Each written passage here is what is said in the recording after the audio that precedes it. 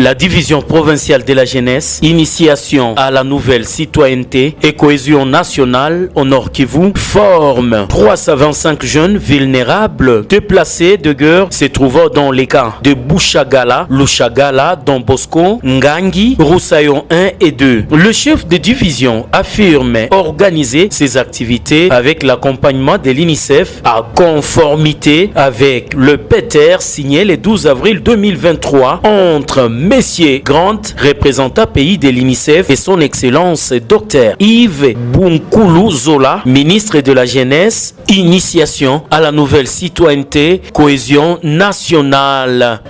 L'objectif de la division de la jeunesse, sous le leader de Messier Guy Kibirandole et son partenaire, et de capaciter les jeunes bénéficiaires dans divers domaines, ainsi les rendre autonomes pour participer activement à la reconstruction et au développement du pays. Guy Kibirandole, le chef de division provinciale de la jeunesse, revient dans cet élément.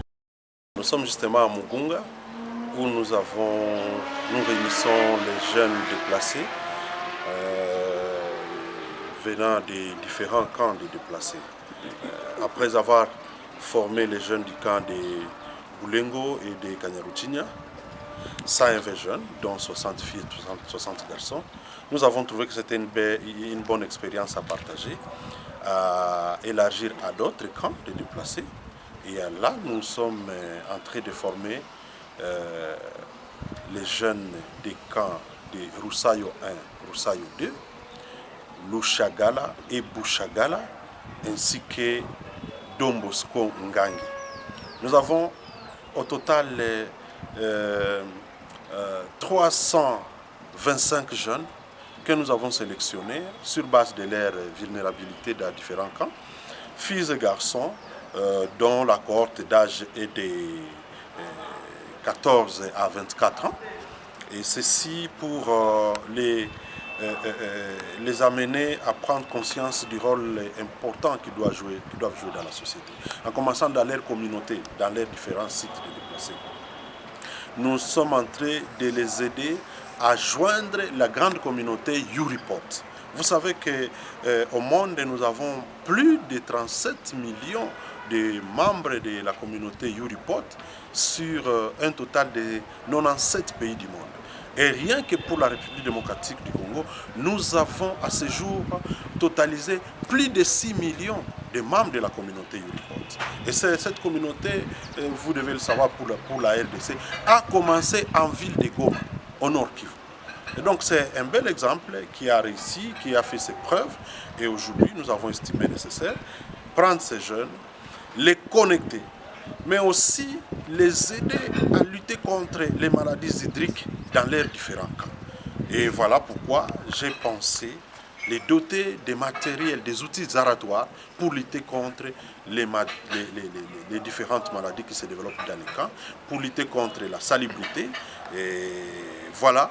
Mais pour rendre l'utile à l'agréable, je leur dote également de compétences en agère, en termes dans les filières pâtisserie, coupe et couture, beauté et coiffure, mais également en savonnerie.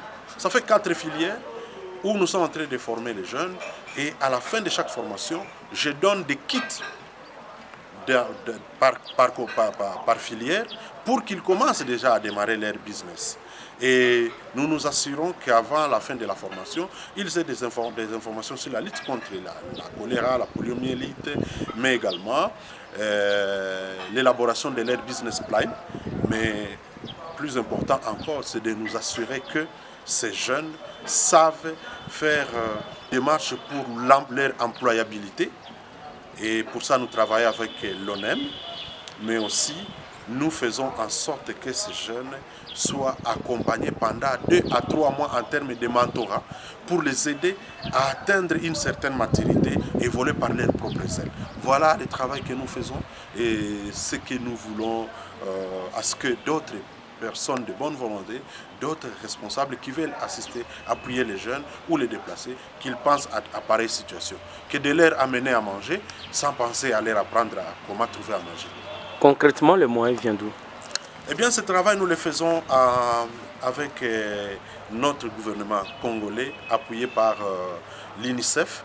Vous savez, je dois le dire, hein, c'est depuis le 12 avril de cette année 2023 que M. Grant, les représentants pays de l'UNICEF, et son Excellence Dr Yves Bounkoul-Zola, ministre national de la jeunesse, Initiation à la nouvelle citoyenneté et cohésion nationale en RDC, ont signé les PETER pour désormais commencer à conjuguer des efforts avec l'appui bien sûr des fonds des Nations Unies pour l'enfance pour implémenter pareille situation, pareil projet afin d'amener les jeunes à recouvrir leur plein épanouissement, leur pleine autonomisation.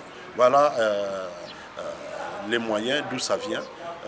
Et nous pensons que c'est encore peu, mais on essaie de gérer ça de manière responsable, de manière rationnelle, pour que ça puisse nous apporter des résultats. Et aujourd'hui, les résultats sont palpables. Vous n'avez qu'à voir ce qui se passe dans différents cas. Les jeunes eux-mêmes font de la pâtisserie dans différents cas, et ainsi ils ne sont plus les débouchés de ceux qui sont en ville de Goma et qui viennent vendre à ces paisibles populations dans une situation humanitaire compliquée pour les reprendre leurs petits 100 francs. Mais maintenant, s'ils ont un petit 100 francs, ça circule entre eux, ça crée une circulation de monnaie dans leur propre camp et ça redonne l'espoir, ça donne la vie dans ces mêmes camps de déplacés. Bien sûr, pour la petite période où ils sont encore là, nous pensons que la meilleure solution pour les déplacés, c'est de rétablir l'ordre et la sécurité dans leur milieu naturel pour qu'ils soient et qu'ils retournent chez eux où ils vont vaquer paisiblement à leurs activités habituelles. Merci beaucoup. C'est moi qui vous remercie. Fier du travail bien fait par la division provinciale de la jeunesse du Nord Kivu, Madame Sophie Chavanel, chargée de communication de l'UNICEF, a fait les déplacements de Kinshasa à Goma avec une grande délégation venue de New York pour apprécier le travail fait par le chef de division, Monsieur Guy Kibira Ndoole. RDC soutient le ministère de la Jeunesse pour améliorer la qualité de vie des jeunes, aussi pour permettre à chaque jeune d'atteindre son plein potentiel, que ce soit ici dans le Nord Kivu ou dans le reste du pays. On a visité beaucoup plus que la division de la jeunesse ici, on a visité des organisations locales qui font un travail incroyable avec très peu de moyens pour permettre aux jeunes d'acquérir des compétences, mais aussi éventuellement de gagner leur vie et de leur éviter de vivre dans l'oisiveté ou de joindre les groupes armés par exemple. Et quel projet de l'UNICEF, surtout pour la jeunesse de la province du Nord Kivu, qui est victime des différentes guerres? Bon, pour l'UNICEF, c'est une priorité. Les jeunes déplacés en raison du conflit.